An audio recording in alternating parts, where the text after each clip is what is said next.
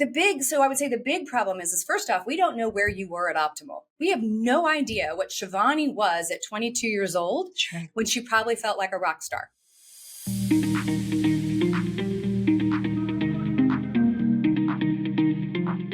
Welcome to the Fusionary Health podcast. I am so excited for our guest today, Dr. Betty Murray. She is a Ph.D. researcher, certified nutritionist, and Institute for Functional Medicine certified practitioner. She possesses a Master's of Science in Human Nutrition Science and Integrative and Functional Nutrition and earned her Ph.D. as well. And she's been exploring the complex interplay of women's hormones and metabolism in women with and without IBS. And she leads a team of functional medicine experts in women's health. As one of the first 300 certified functional medicine practitioners with IFM, she's been a thought leader and progressive force for the functional medicine movement since 2006. So welcome, Betty, to the podcast. Thank you for having me. Excited to be here. For sure. So let's kick off with what led you to teaching what you teach now. 'Cause it's always fun to hear the story of why someone does what they do. Oh my gosh. So everybody has kind of a circuitous route. And I think if you get to, my nicely seasoned age of 55. So I actually wasn't originally in healthcare at all. I actually was in tech. I was one of the early adopters of technology in the early 90s. I was hired for a company reporting to the CTO as the first female in that department. And, it was very much like, what we're all complaining about today. I was working twice as hard, had twice as much responsibility for half as much money. Truly, honestly, like if my responsibility didn't work, the company could not make a dollar, right? Like critical to critical business activities. But I worked an average of 80 to 100 hours a week. And prior to that, in college and as a young adult, I'd have these episodes of digestive problems. They come and go. And, you kind of look at it and go, oh, I ate badly. I was out with my girlfriends too late. And it really ramped up, when I was working these awful, extraordinary hours. And I ended up being diagnosed with colitis. And when I was talking to the gastroenterologist about, for anybody that doesn't know what that is, it's an autoimmune digestive disorder that's considered a lifelong disease. And at the time, he was saying, you're going to be on these immunosuppressive drugs for the rest of your life. And I asked what I thought was a really legitimate question. Could I change my diet and change the trajectory of this disease? Like, could I do something of which I had my own agency? And he laughed in my face, quite literally barked this laugh in my face and said it had nothing to do with what I ate. I was like, if I don't eat, oddly enough, I start to get better, right? Now obviously there's probably a lot more to it. So I ended up going back and starting to take nutrition classes because I wanted to work on my own health. Right. Sure. I was like, I want to see if I can figure out how to work on this. I'm not 100% against, figuring out whether I need to do what the doctor told me, but I need to figure this out. And when I got into the nutrition classes, and particularly organic chemistry, like most people go, oh my God, that's horrible. I was like, oh my God, this clicks for me. Right. I need to be in this rabbit hole and go down this rabbit hole. Technical things, chemical things, scientific things were always kind of easy for me. So, fast forward, I, was able to sort of get my autoimmune condition under control without medications. I've had a couple flares over 25 years, but overall, I don't have to be on meds. And my autoimmune condition is in remission, if we want to look at it from conventional medicine standards. And then I started working with people individually and specifically around autoimmunity. And of course, I saw, 9 out of 10 were women. And everybody was ignoring the fact that they were women. And I was like, okay, that's interesting because that means there's a hormonal component. You can't have that kind of distribution across the population if there's not something that has to do with your hormones being female, right? Sure. And then I got into my late 30s. So I'd opened my clinic. I was doing my thing and it was stressful, right? I straddled kind of the corporate world and opened our clinic in 2006. And I had gotten a tubal, this is all, sort of hindsight. You don't think about it. I had had a tubal because I didn't want to be on birth control anymore. And about 6 months after that, it started with acne around my chin. My hair starts falling out. I start gaining weight doing the exact same thing I had done before, right? I used to body build. A tubal is where you tie your tubes? Yep. Yeah. So you tie your tubes, your fallopian tubes, or in this particular case, they cauterized them, so they burned them. So Okay. you have basically permanent birth control is Okay. the idea. Because I didn't want to be on synthetic birth control anymore because it made me just all kinds of moody Sure. and uncomfortable. And you know, at the time, I already knew that I had a thyroid issue, right? So I was working with a thyroid issue, and I had access to all the best functional medicine minds. Really, this is very Mhm. early. I had functional medicine physicians working in my office. I had access to people. And, it was the thyroid parade, all the different thyroid meds. Oh, it's your adrenals. You have adrenal fatigue. Well, no, duh. I was Yeah. an entrepreneur. Sure. And it was all over the place. My periods were about normal at that point, but then they started getting shorter and more close together, Hmm. the shorter timeline between them. And, everybody said, oh, it's just estrogen dominance, right? You're estrogen dominant. That's what it is. And so I was on this kind of roller coaster for a decade, Hmm.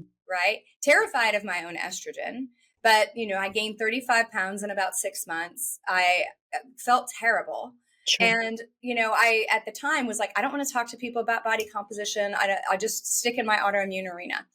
And when I got to about 48, I'm like, okay, I'm done. Like there is more to this, because if I haven't been able to figure this out with the Yeah. best of the functional medicine world in my back pocket, we have a lot that we haven't uncovered. And so I went back for my PhD and ended up getting a second master's, because you do that. As Yeah. you very well know, you do that because if you don't finish your paper, you get nothing. Correct. So Yeah. you get both.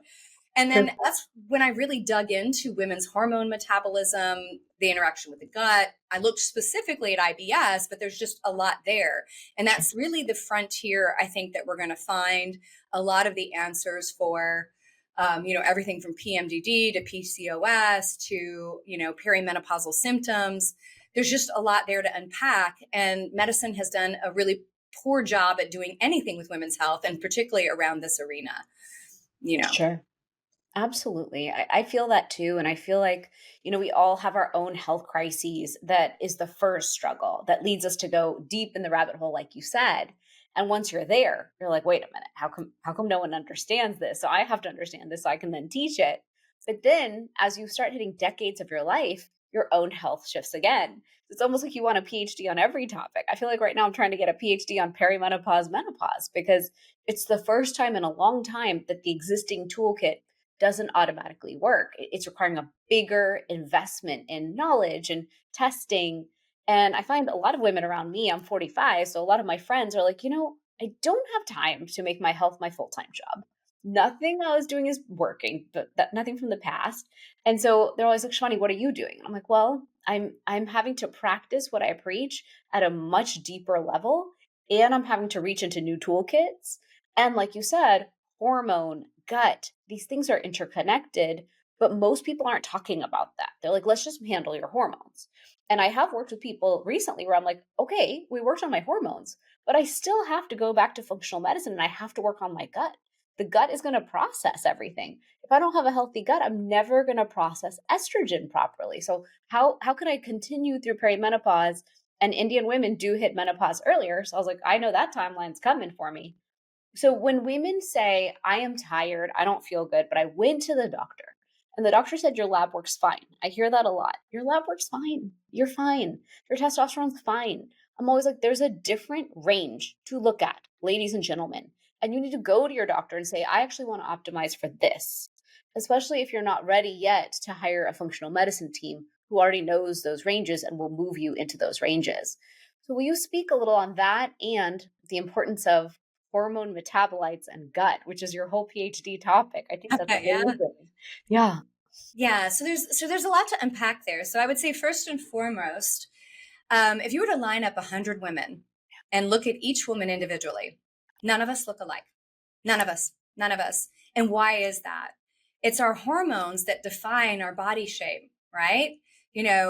Long, willowy. Me, I kind of spread out both directions. So I've got a badonkadonk butt and I'm kind of chesty, and, everybody's different, right? And our hormones define a lot of that. They define the physicality. So I would say the big problem is first off, we don't know where you were at optimal. We have no idea what Shivani was at 22 years old Sure. when she probably felt like a rock star, Yeah. right? And we don't know that about men either, right? Because we don't look until there's already a problem.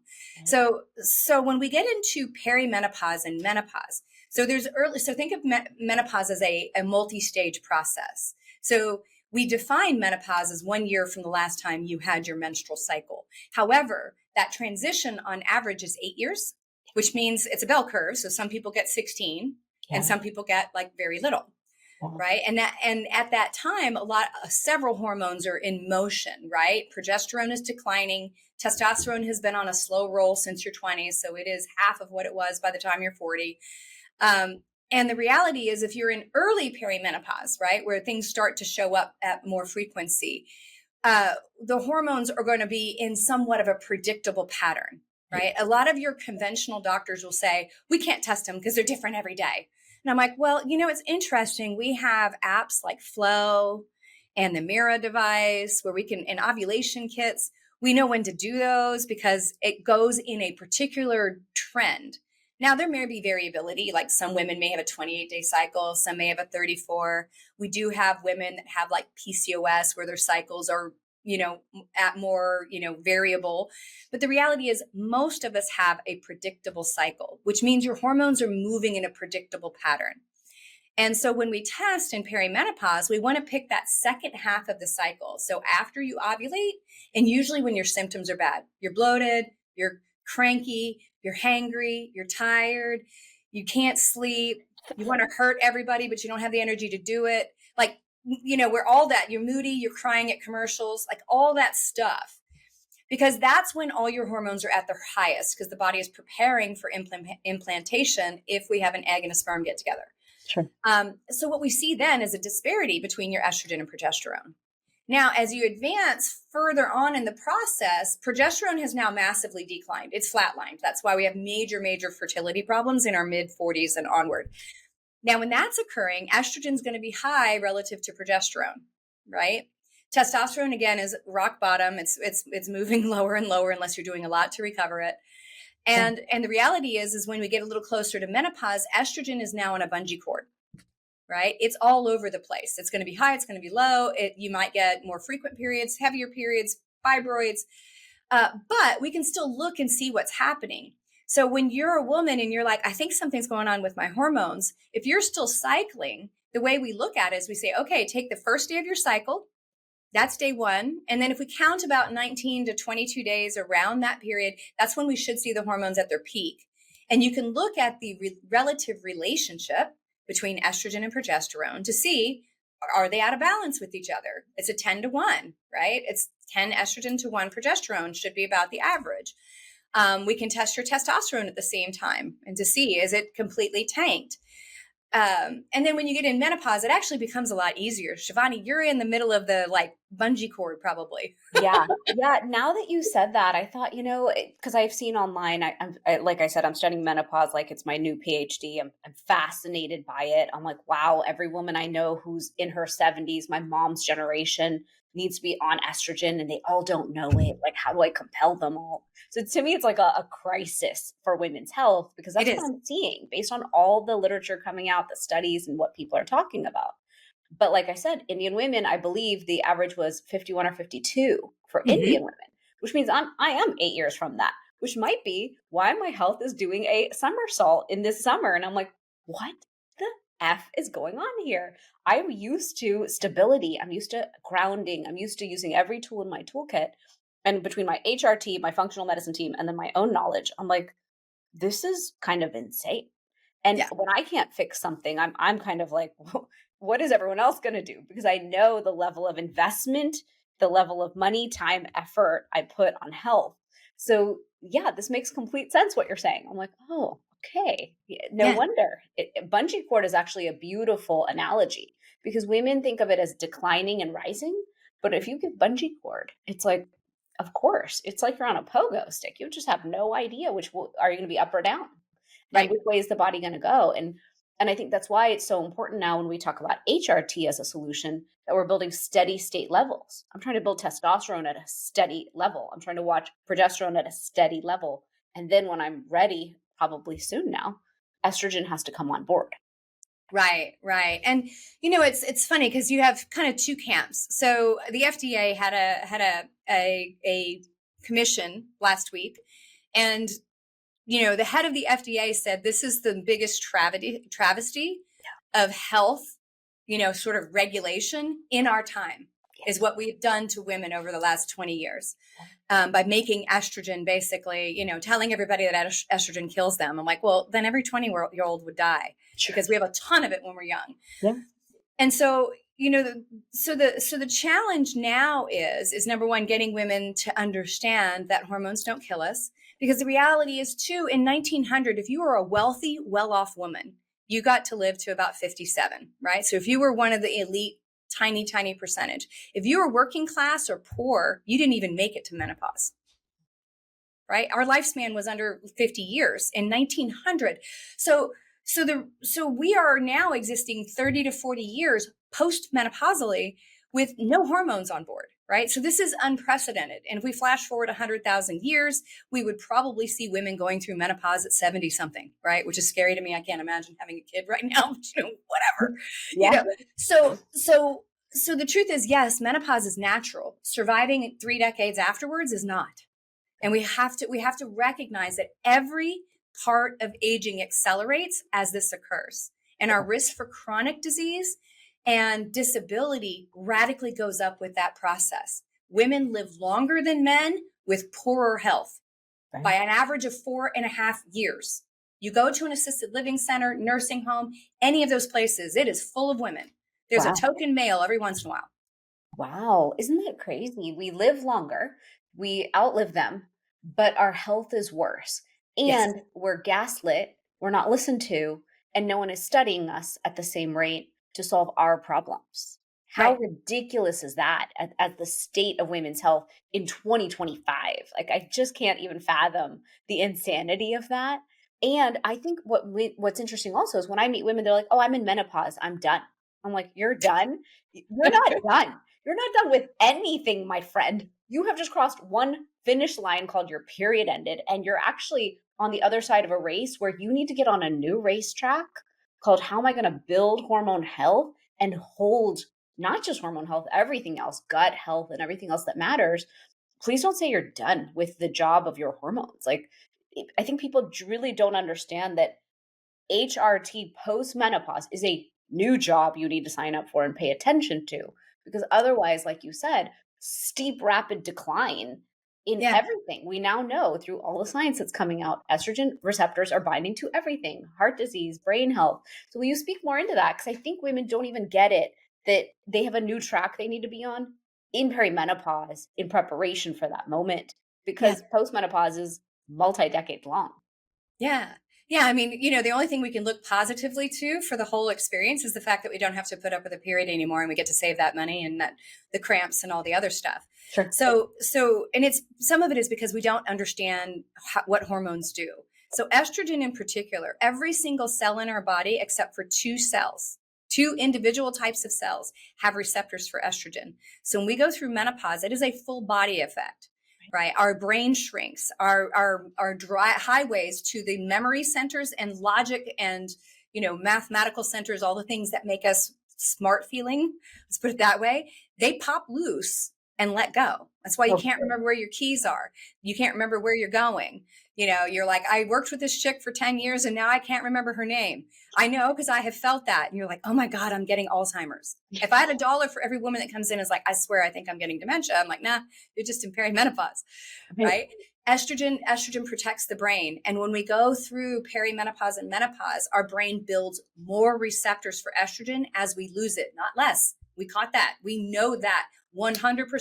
That is fact. That is proven. That is not conjecture. We don't lose them. We gain them. Now, when we go through perimenopause and menopause, all women are losing bone, full stop. All women are at risk for osteopenia and osteoporosis. Just some of us didn't have as much to start, or we're losing it more rapidly. And if we put estrogen in, that slows the process because estrogen helps build bone, right? And then we looked at heart disease. Estrogen acts as an antioxidant and an anti-inflammatory. It reduces insulin resistance and also helps the arteries and blood vessels reconstruct themselves. We are protected against atherosclerosis and plaquing in the arteries until we go through menopause. And then we rapidly catch up to men. That's why you'll see men at more frequency having like heart attacks in their 40s. Women rapidly catch up to them in their 50s if they don't go on hormone replacement. And so the truth is we all causes of dying, from breast cancer to lung cancer to heart attack to stroke, osteoporosis and dementia are all mitigated by adding hormones and staying on them.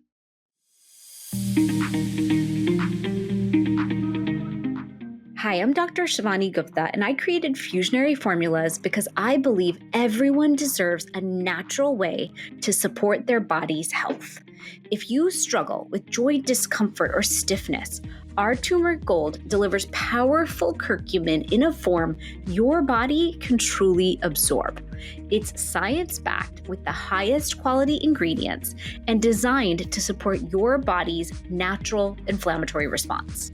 Take the next step in your health and wellness journey today. Visit fusionaryformulas.com and use code Fusionary Health for 15% off. Fusionary Formulas, ancient wisdom, modern science, maximum impact.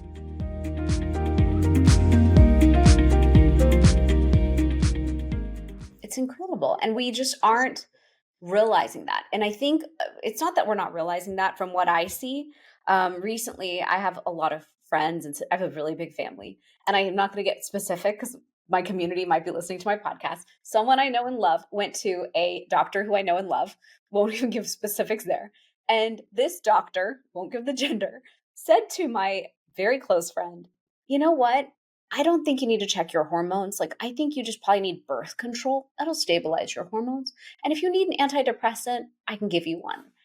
And I am still like ready to go drive over to that office and say, hey, you need to serve us. We have all had children. We are now 45 years old. This is your customer. I can't send people to you. If that is your response, that's ridiculous. Buy any number of amazing books. Talk to any amazing practitioners like you on the topic of menopause. So I think there needs to be this shift. And I'm seeing that. I have a lot of female doctor friends who are like, you know what? I'm going to go to the Menopause Society. I think I'm going to take a program. I'm going to get certified because I don't have comfort with hormones. I wasn't taught this. It was completely eradicated. They're all MDs. And they're like, we didn't learn this because we were told they're bad. So now I have to go spend time, money, and effort, but I think I need to if I'm going to serve my end user and my patients in a way that's helpful. And so how do we show women how to go and find this doctor or practitioner who can help them? Because I think that's also part of the issue is you're not getting an answer.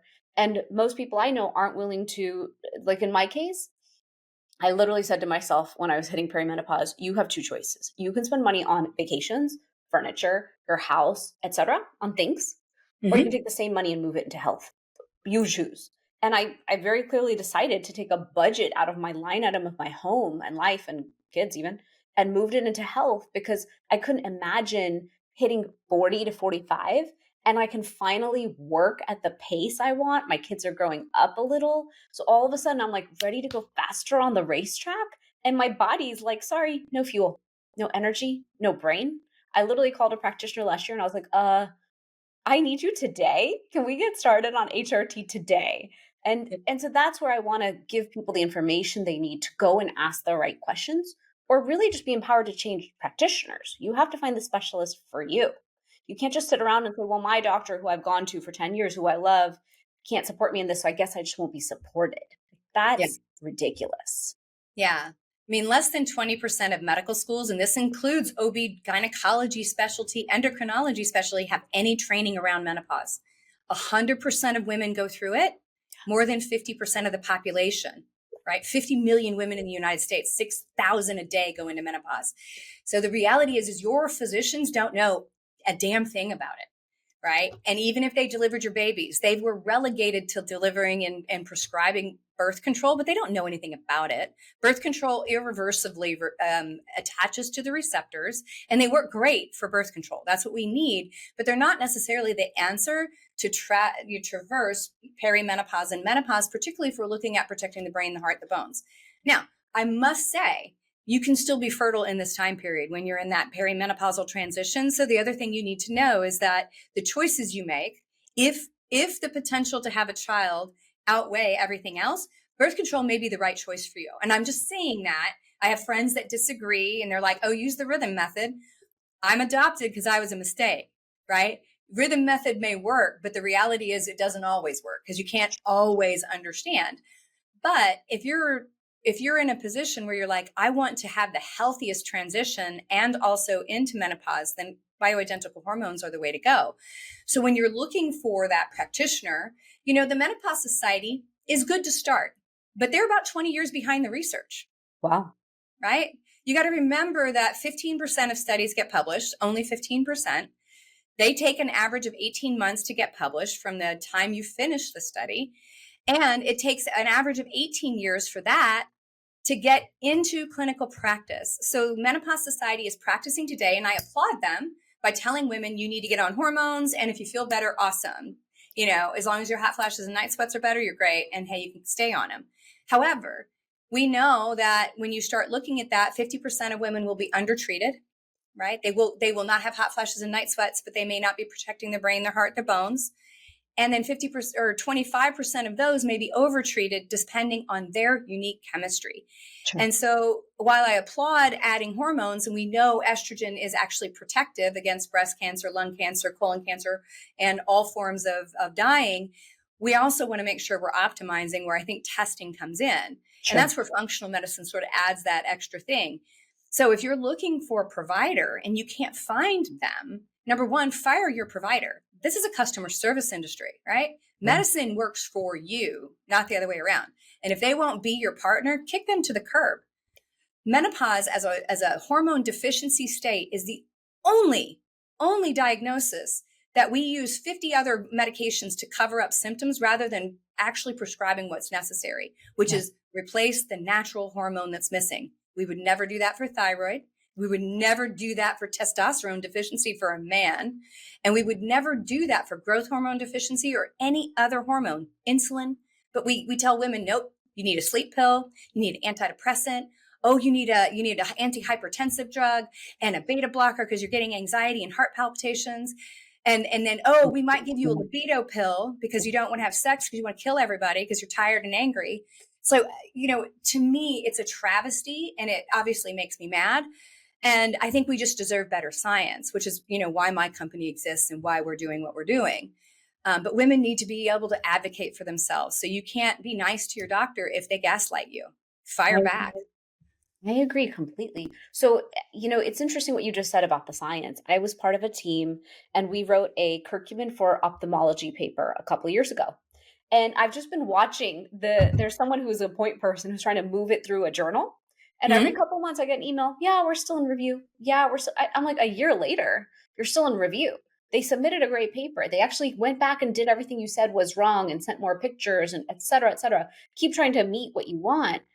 Just be honest and clear. Like, it's so inefficient as someone in business. I'm like, this doesn't even make sense at this point, because you're right. The science could be really lagging behind where we are at the current moment. So where is the science moving faster where people can see and trust what's there? Because if the science lags and we know there's an issue, I don't see Western medicine doctors picking it up and saying, yes, I can prescribe them.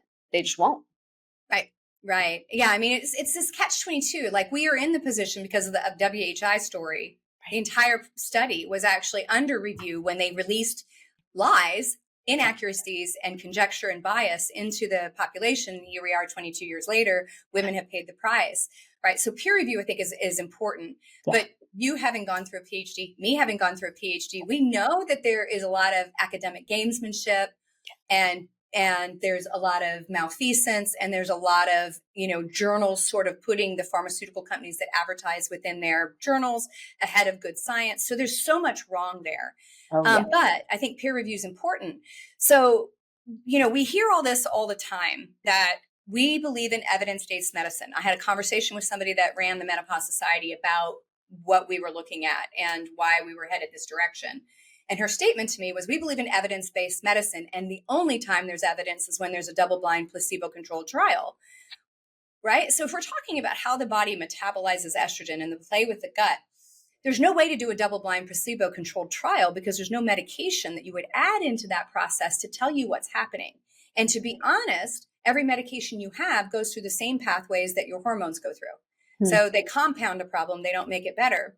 But instead of saying, hey, we'd like to capture that data on patients so we could figure out if something else is going on, like breast cancer risk, because we know that those pathways have it, she was like, no, we wouldn't do that. And so my statement back, because I'm kind of feisty, I said, so you mean to tell me? And I said, both of us both know that these are areas of concern for breast cancer, PMDD, all these other concerns, and that we need better science. She said, yes. And I said, but you're willing to hold on to your firmly held beliefs that only pharma can figure this out.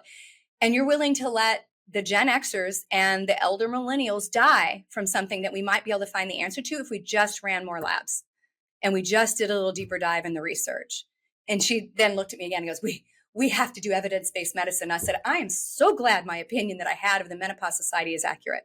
Wow. And I said, because the reality is yes, we need women to know these are safe, but we need to advance women's health because we are 50 to 100 years behind. And we make buying decisions. We make medical decisions for men. Correct. There's no spouse on the planet that is making their own medical decisions. Their partner is doing it.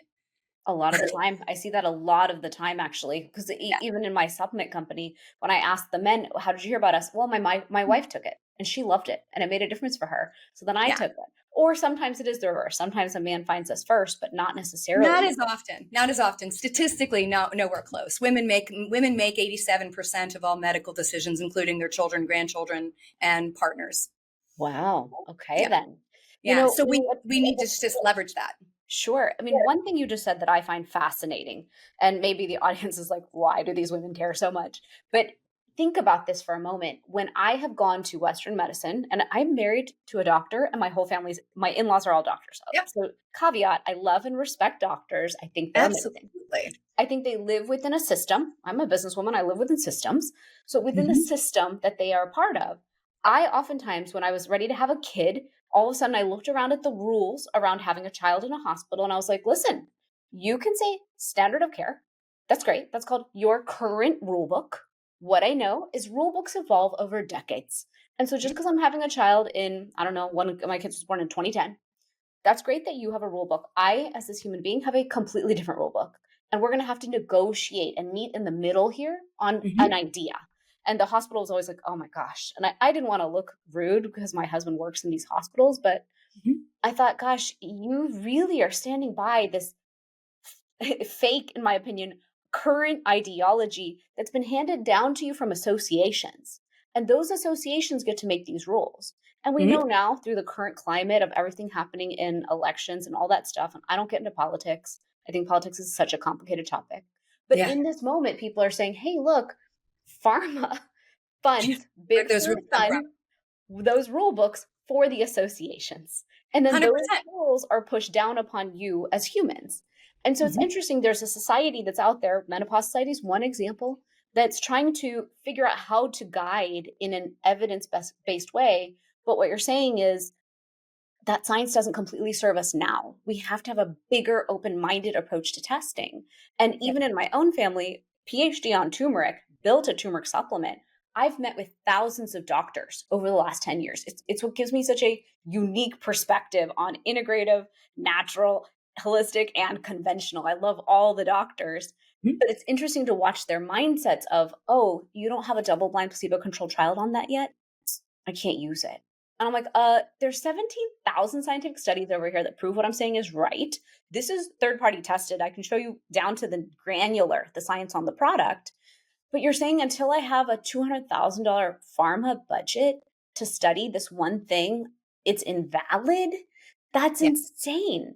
And so when I do get pushback in my own family, I'm like, I just can't wait one day when I can afford trial after trial just to show you guys that I was right for my entire life. Like my entire lifetime, I was actually correct.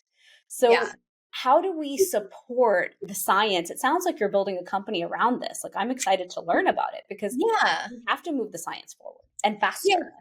Yeah. I think, where I agree with Menopause Society is women should not be gatekept from hormones. Across the board, they are protective. When we look at population data, there is no real instance where hormones should be pulled off the table for an individual, right? We're looking now at individual. Every woman deserves that, even if they're 15, 20 years out of menopause. And we know that topical forms are more protective and all those other things.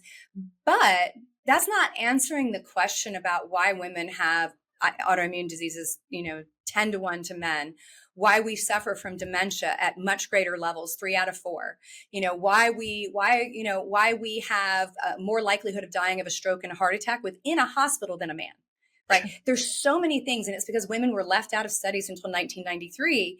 So, we look at it and we say, cool, every woman deserves that. Every woman should be on hormones. But what we want to do is do a step further, because we have the accessibility through DNA, through hormone metabolism testing, like how you get rid of these things, and through lab levels to figure out your individual need, because we have good placebo-controlled trials to tell us where does that estrogen level need to go, where we start to protect the brain and vaginal tissue or brain or bones, right? We know those levels. Those have already been proven.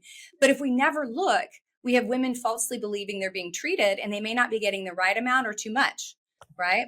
And so what we're looking at is we're looking at that entire paradigm, allowing a woman to be able to test their own labs. We shouldn't be gatekeeping people. It's your damn body, right? Anybody tell no to me is a not for you. Like that's a suggestion. I don't do no. No doesn't exist for me. And then I was like, that's just a challenge, right? But every woman deserves the right to look at her own body, run her own tests, and have her own understanding of her own body. And when she's ready to do hormones, she should be able to get bioidentical hormones, which is the same as what your body makes, and start at a level and be able to test and make sure that level is in those zones where we have good science showing that it protects, and she also feels better. And we go further because my entire PhD was looking at how we metabolize these. So when we get ready to package them and send them out, how do they go through the liver? What happens in the gut? Because those are pathways that we look at for risk for things like breast cancer or osteoporosis. And what's interesting is the risk for all of those things go up when you don't have hormones. Sure. In menopause, not when you have hormones. So it's probably not our estradiol or the bioidentical estradiol. It's probably the toxins that we cannot excrete. But we don't have good science because nobody wants to look at it. And so we're adding that to the process, and we're building a technology platform to allow women to have access to that. And we're building the technology and the telemedicine team that has access to all of that, plus how you take your hormones so we can actually personalize it. Everybody's an N of 1. We are not in population healthcare anymore. There is no reason why anybody should be treated as if they're a big, large subset of somebody, right? We are a single individual and need to be treated as an individual. I totally agree. And, it's interesting, that N of 1 concept, a lot of times I'm confounding to any practitioner. They're like, why are you showing up with binders of data? Like, why do you have a Dropbox folder of 2 DNA tests, 2 hormone tests, huge blood work, all this stuff? I'm like, why? Because I'm confusing. I have a really complex constellation I'm going to bring you. I process B vitamins really weird. I know that now from deep DNA studies. And so if we aren't getting served, like you said, we think we're being served and we are living with that belief, but we're not being served. There's an undercurrent of damage that's happening. There's a steep decline in age, steep setup for chronic disease that's not being addressed. And my last question, because I know we're going to have to wrap up soon, a lot of women are estrogen dominant. I had a fibroidectomy in 2018 because high estrogen causes fibroids. I recently did a full body MRI and everything turned out great. There's a new fibroid forming. And I thought, okay, well, you'll hit menopause. It'll go away. It'll be fine. You just have to hold on. But the fact that we show up estrogen dominant is really a gut issue. And so can you speak into that? Because in perimenopause, you're all of a sudden going for bungee cord level health. Then in menopause, like how does one time their estrogen if that's going to be a factor? And what is the work a woman really needs to do in perimenopause? I'm going to assume you're going to say major gut health, but are you going to figure out how to customize that gut work that women need to do to process their hormones better as they're walking through this transition? Absolutely. Absolutely. So that's part of our goal is to find these answers because we don't have really good studies to kind of go, you show up with this set of constellation of symptoms. Here's what you need to do. So when you're in perimenopause, right, progesterone's on a decline, estrogen's going to be high relative to it because of the time period of life. Even in women who weren't a dominant estrogen producer, right? It's going to lean that way, just to what degree. And so how do you know if you've had fibroids, if you've had heavy periods, if they look like a crime scene, if they're more frequent and closer together? All of those are really endometriosis. All of those things are really, really early indicators that you probably have a lot of estrogen, even without testing. So part of that is if you're doing hormone replacement is to get progesterone up to counterbalance it, because estrogen's job is to increase tissue activity in the uterus. But it's not just about the estrogen that you make, it's how you get rid of it, right? And all of that is handled first by the liver. We probably don't have enough time to go into all of that. Sure. And then the last stage of excretion goes down to two areas, the urine and the stool. And both of those areas can be genetically impaired, right? So think of it as you're cleaning out your attic and you clean out your closets and you pull it all to the garage, right? And I have a dumpster or an office trash can outside the garage. How you were wired genetically through those liver pathways make you get to the garage, right? Now, if I go to the urine route, that's going to be the dumpster. If I go to the gut route, it's going to be the office trash can. And depending on how you are wired, you're either better or worse at those. However, when it gets into the gut, it's going to get wrapped up into fiber. So if you're on a low fiber diet, people, right? If you're carnivoring it, you're building a really nasty bacterial composition and you're not excreting estrogen at the level you should because it needs fiber to bind to. It'll actually lower your estrogen levels, full stop. And then the microbes in your gut, right? So we have a group of microbes called the Estrobolome. They're called that because they alter estrogen metabolism by basically taking estrogen compounds and all the xenobiotics and toxins that you're trying to get rid of and unwrapping them from their tissue wrapper. So think of it, I got to wrap it up to throw it out and allow it to get recirculated back through the liver, through hepatic recirculation. Some of us have a lot of those microbes. When we enter perimenopause and menopause, those microbes grow. So your microbiome was radically different in menopause than it was when you were 30, right? Wow. Some of it is intentional. Your body has this symbiotic relationship and says, hey, your estrogen levels are declining. Our bacteria can help. Let's build more of them. Yeah. But if you're not able to bind those toxins and keep them from recirculating, your estrogen levels may be completely normal, but your estrogen burden may be high, right? Because those metabolites coming out of the gut are not real estrogen. Think of them as funky, sort of broken estrogen that doesn't really work, but they can attach to your receptors. Uh-huh. So the microbiome, gut health is hugely important there. How you get your right nutrients, whether you're getting sulfur metabolism, appropriately fed, whether you're getting your electrolytes, whether your B vitamins are present, your antioxidants, all of those will influence how well you excrete your estrogens and other toxins in that pathway. And so gut health is paramount to everything. Correct. Everything. Correct. Thank you for explaining that, because honestly, like we've talked about this whole episode, we need agency. We need to understand what is going on. And we can often say gut health. And people are like, okay, well, what do you want me to do? What probiotic do you want me to take? And it's like, well, it's actually not that simple. That's one pillar of gut health. But like you said, fiber. Are you switching to a really high protein diet? So when we hit perimenopause and most of us are like, I can't lose weight, there's a problem. Everyone's like, just go high protein. And I sit there and eat protein like it's my job. All fiber goes away because you're stuffing yourself with protein. So it's like, remember, there's a gut microbiome balance with your high protein idea. And honoring both is important, or you're not going to clear your toxins. We know those toxins are going to create an inflammatory burden. We know leaky gut is rampant. And then we're not going to process the hormones, not just estrogen, the way we need. And then we have these free-flowing, broken hormones in our body. And that's not right, because then, for example, brain starts starving. Brain's asking for real estrogen. And you're giving it broken crap. And then wondering, why is my brain not working anymore? Why is everything going in the wrong direction? Right. So I love that explanation. Thank you. Yeah, it's really important. Like in my research, I found that beta-glucuronidase, which is the enzyme that bacteria make that actually cause this sort of decoupling in the recirculation of estrogen, that particularly in IBS constipation dominant cycling women, right? So perimenopausal age down into the 30s, that is higher in women with constipation, right? Dominant IBS. And so how many women are like, okay, yeah, I get to, second half of my cycle. And if I don't do a laxative or magnesium, I am stuck, right? And it's like, okay, is it those things or is it your microbiome altering what's happening? Right? Women suffer IBS 3 out of 4 times, right? So again, Our hormones play a role. You can't ignore what's obviously there. Absolutely. It's logical. It's totally logical. Well, Betty, I have loved talking to you today. You are brilliant. I love having conversations like this with brilliant women who are so expert in their topic, but who are also building the solutions we need in the world right now for all the women's health issues happening. So thank you for coming on the podcast today. And will you share where everyone can find you for all this incredible work that you're doing? And Sure. can follow you on social so they can learn more, because I think we all need to learn so much more about how to custom build our own blueprints for ourselves. Yes.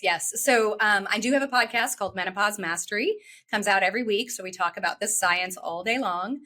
You can find me on social media at Dr. Betty Murray. So Instagram, TikTok. And then if you're interested in looking deeper in your hormones, my company called the Minerva Project. So Minerva was the goddess of science, war, and medicine. And so the Minerva Project is the company, and you can find that at Get Hormones Now. And we have telemedicine providers that provide bioidentical hormone replacement with a functional medicine lens across the United States. So we do a lot deeper dive than just throwing women on hormones and telling them that they're fine. So my team is very, very strongly adapted to kind of understanding this deeper dive in hormone replacement. So amazing. Well, thank you so much for coming on the podcast. Everyone follow Dr. Betty Murray. She's incredible. I get the honor of meeting her every single year at some of the best health conferences. And so thank you so much for joining me today. And thank you to everyone for listening to the podcast. This is the Fusionary Health Podcast. And if you want more on this, you can visit shivanigupta.com or find me on Instagram at dr.shivanigupta. Thank you everyone for joining today, and I'll see you next week.